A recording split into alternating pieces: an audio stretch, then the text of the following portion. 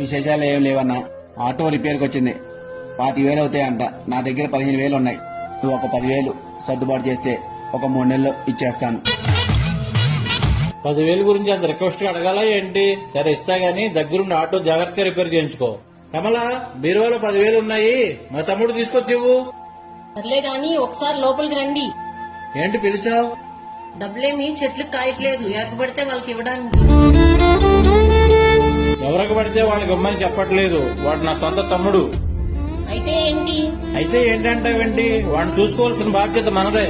మా అమ్మ పోతూ పోతూ చివరి క్షణాల్లో వాడిని నా చేతుల్లో పెట్టి, అరే తమ్ముడిని జాగ్రత్తగా చూసుకోరా, అసలు అవుటివాడు అని చెప్పి కన్ను మూసింది.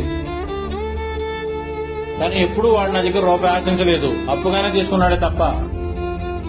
నోరు మూసుకొని వెళ్లి డబ్బులు తీసుకొచ్చి ఇవ్వు మా తమ్ముడికి.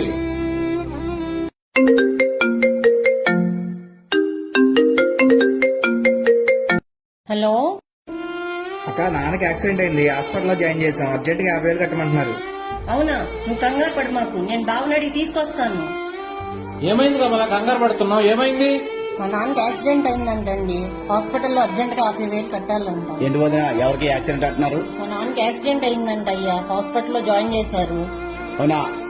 నా దగ్గర 15,000 ఉన్నాయి, మందులు ఖర్చుకైనా ఉపయోగపడతాయి. వెళ్ళండి వదిన హాస్పిటల్కి.